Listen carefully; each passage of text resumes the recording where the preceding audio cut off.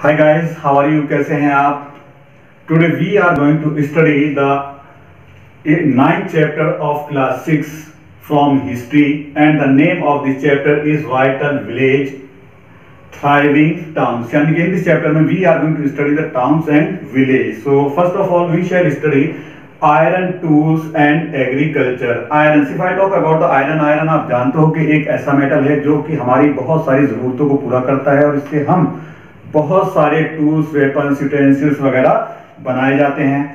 तो आपको बता दें कि हमारे देश में आयरन का यूज आज से लगभग 3000 ईयर्स पहले शुरू हो चुका था। Some of the largest collection यानी कि some of the largest collection of tools and weapons का जो एक कलेक्शन बहुत बड़ा मिला है वो मिला है मेगालिथिक ब्रुअल से। हमें एक बहुत बड़ा कलेक्शन मिला है। इस मेगालिथिक ब्रुअल्स के बारे में हम we have already studied in the previous 5th chapter. But if I talk about the next thing, ऐसे हमारे पास बहुत एविडेंस है जिनसे हमें पता चलता है कि आज से लगभग 2500 ईयर्स पहले आयरन्स का यूज, आयरन्स के टूल्स का जो यूज था बहुत तेजी के साथ बढ़ता जा रहा था।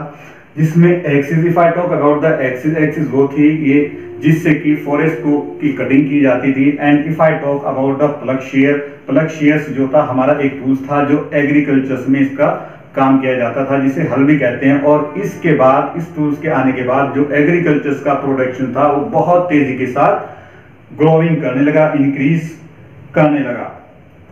In this way next thing, अगर हम बात करें, एज यू नो, जैसे कि आप जानते हैं कि कोई भी किंग्स या कोई भी किंगडम्स या कोई भी कंट्री वो डेवलप नहीं कर सकता है जब तक कि उसके विलेजेस जो होते हैं फ्लोरिश ना हो जाए, उनका पूरी तरह से डेवलपमेंट ना हो जाए। इसी के साथ the new tools and the system of the transportation इतना बढ़ चुका था कि जिससे कि इन किंगडम्स का जो डेवलपमेंट था, प्रोडक्शन था, बहुत तेजी के साथ बढ़ता जा रहा था। If I talk about the irrigation, irrigation की अगर हम बात करते हैं तो इरिगेशन जो थी हमारी खेती के लिए बहुत जरूरी थी और इरिगेशन के लिए बहुत सारे स्टेप्स लिए जा रहे थे।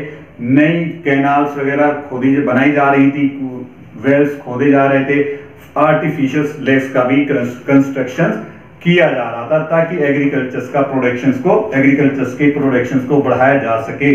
Next, village, who lived in the village. If I talk about the village, आप जानते हैं कि विलेज में कौन लोग रहते हैं। If I talk about the ancient time during this period, इस पीरियड के दौरान 3 types of people were found in the village. वे लोग कौन थे?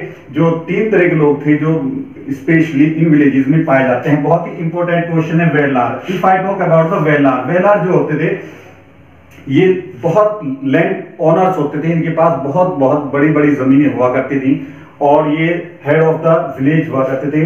I am talking here the southern village, ये सदर्न विलेज की हम बात कर रहे हैं। वेलार, वेलार आपको पता है लैंडलॉर्ड होते थे जिनके पास बड़ी जमीनें होती थी।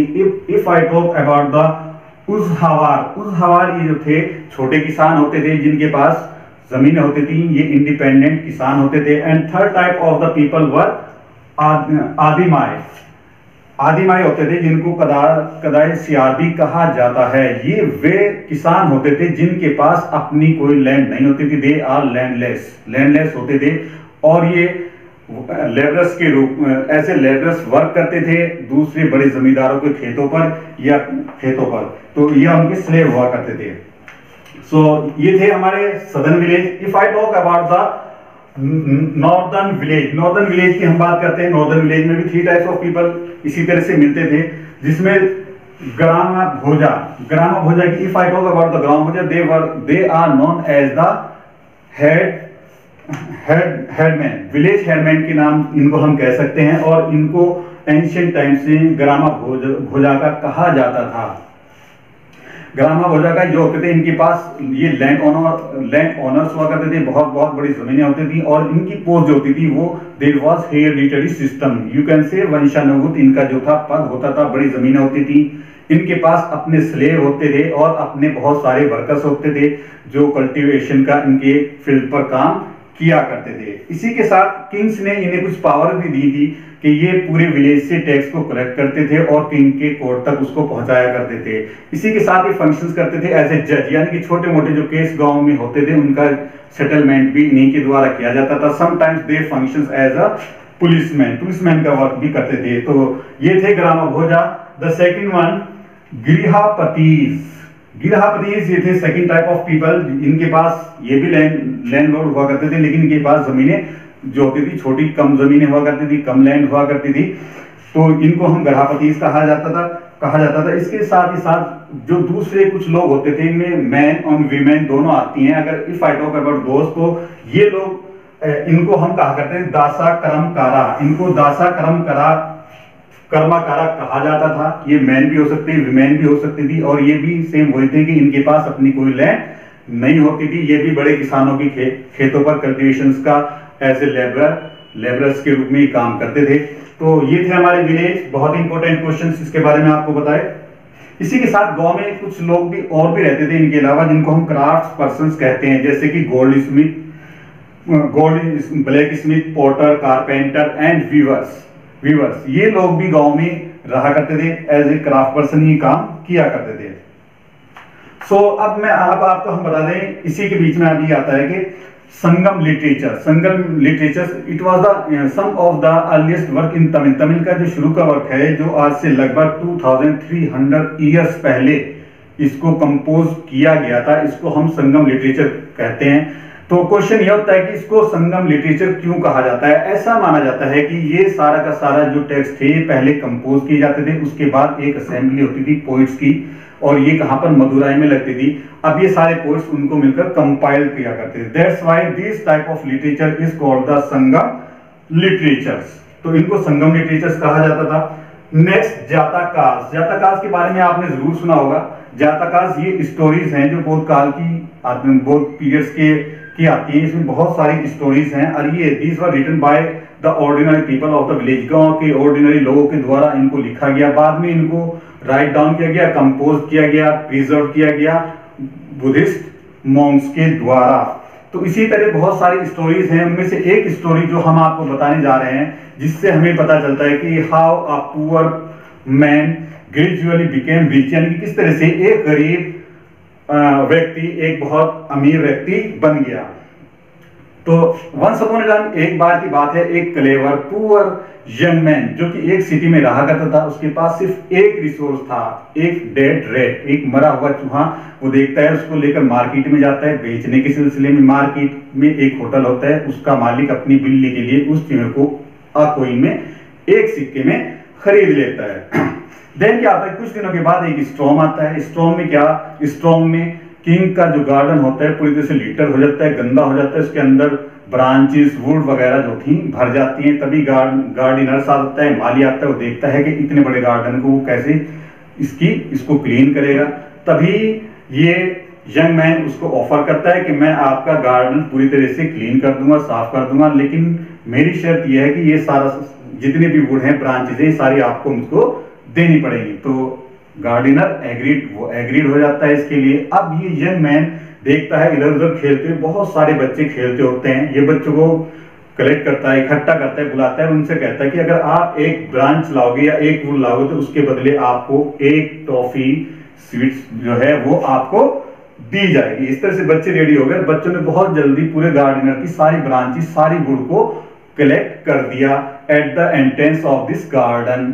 तभी किंग का पोर्टर होता है, किंग का पोर्टर होता है जो अपने पोर्ट्स को बैक करने के लिए फ्यूल्स की तलाश में इधर उधर घूम रहा होता है। तभी उसकी नजर इस कलेक्शन पर पड़ती है वुड के, और वो आता है और उस यंग मैन से वो सारा का सारा कलेक्शन खरीद लेता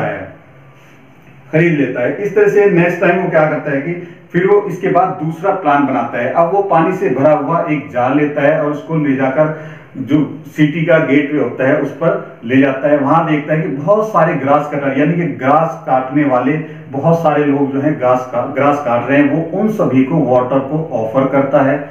वे सब लोग उससे बड़े खुश हो जाते हैं और उससे कहते हैं कि आपने हमारी मदद की है, इसके बदले में हम आपको कुछ ना कुछ देना चाहते हैं।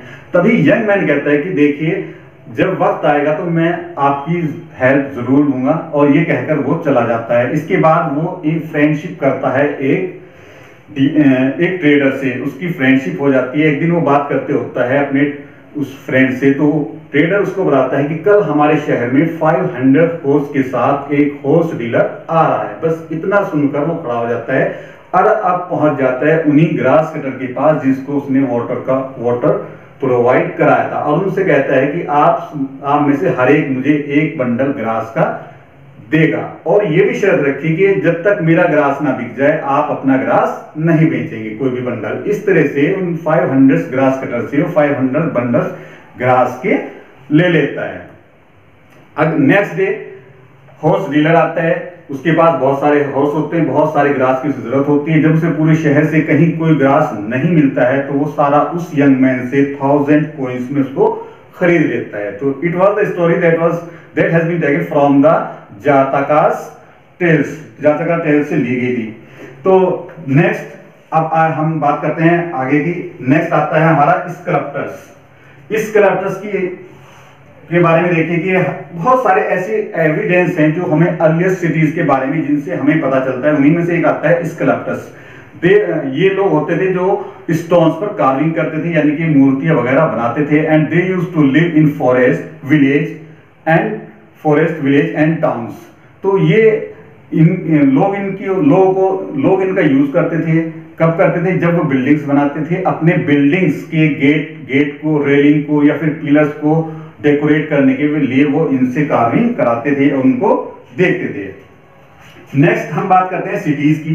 जैसे कि अभी बताया कि आज से लगभग 2500 ईयर्स एगो पहले बहुत सारे सिटीज जो थे वो पूरी तरह से डेवलप हो गए थे, और वे महाजनपद जो हम पहले प्रीवियस चैप्टर में हम उसकी स्टडी कर चुके हैं, वो उन सबकी कैपिटल्स बन चुके थे। और इनमें से बहुत सारे सिटीज ऐसे भी थे जिनकी फोर्टिफिकेशंस कर दिया गया था, यानी कि उनको चारों ओर से वॉल से घेर दिया गया था।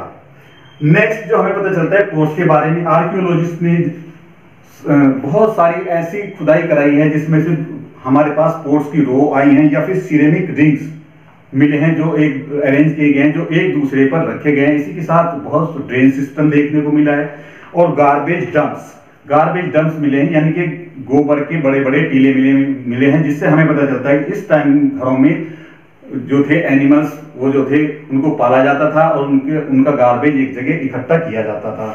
सो नेक्स्ट अगर हम बात करते हैं रेजिडेंस की, उस टाइम के दौरान ऑर्डिनरी पीपल के जो होम थे वो कैसे थे, मार्केट कैसी थी या प्लेसेस कैसे होते थे, इस तरह के एविडेंस हमें बहुत ही मुश्किल से मिलते हैं। फिर भी हम कह सकते हैं कि उस टाइम के जो होम्स होते थे, जो घर होते थे, वो बने होते थे वुड से, मड ब्रिक से एंड थेचुनबी, यानी कि छप्पर वगैरह उन पर लगे होते थे। नेक्स्ट हम बात करने जा रहे हैं सेलर्स की अगर हम बात करें, यानी कि हमारे देश में बहुत सारे लोग ट्रेवलर्स ऐसे आते थे जो सी से होकर आते थे, और सी से होकर आते थे और हमारे देश के, हमारी कंट्री के डिफरेंट पार्ट्स में ये जाया करते थे, विजिट किया करते थे, और उसके बारे में अपने अकाउंट्स, उसके बारे में अपना डिस्क्रिप्शन दिया करते थे। ऐसा ही एक अननोन सेलर है जो ग्रीक से आया था और जिसने भरूच बेरीगाजा के बारे में लिखा है। बेरीगाजा जो है वो हमारे भरूच का ग्रीक नाम है, उसके बारे में बहुत एक अच्छा डिस्क्रिप्शन हमें दिया गया है। तो ये एक छोटी सी स्टोरी है जिससे पता चलता है बेरीगाजा की अगर बात करें हम, तो बेरीगाजा जो था वहां पर गल्फ बहुत ही ज्यादा नैरो हो जाती थी, और वो लिखता है कि सी से आने वाले जो लोग आते थे, सी से आने वाले होते थे, उनको वहां पर नेविगेशन करना बहुत मुश्किल हो जाता था। तो इस तरह से जो लोकल फिशरमैन थे जो वहां आसपास रहते थे, वो बहुत स्किल्ड होते थे, कुशल होते थे, और एक्सपीरियंस होता था जो शिप को वहां पर चलाया करते थे। अब वो लिखता है कि यहाँ पे बहुत सारा एक्सपोर्ट भी किया जाता था और इंपोर्ट भी बेरीगाजा से किया जाता था। इंपोर्ट करने वाली चीजों में wine, copper, tin, lead, coral, topaz, gold, silver and coins, इस तरह की चीजें जो थी ये यहाँ से इंपोर्ट की जाती थी। But if I talk about the export की अगर हम बात करें, बेरीगाजा से जो किया जाता था, बेरीगाजा से plants from the Himalayas, Ivory, agate, cotton, silk and perfumes वगैरह, ये सारी चीजें जो थी जहां से एक्सपोर्ट की जाती थी। इसी के साथ सेलर्स या जो ट्रेडर्स वगैरह आते थे वो अपने साथ बहुत ही स्पेशल गिफ्ट लाते थे जो किंग्स को दिया करते थे। तो इस तरह के जो होते थे गिफ्ट हो सकते थे fine cloth, fine wines, beautiful women, singing boy, तो सिल्वर, इस तरह की सारी चीजें हुआ करती थी। तो गाइस अभी तक हमारी वीडियो बड़ी हो चुकी है, इसलिए आज हम इतना ही इसको चैप्टर को कवर करते हैं। इससे आगे आपको स्टडी करने के लिए हमारे सेकंड पार्ट को देखना होगा। Okay, thank you for joining me.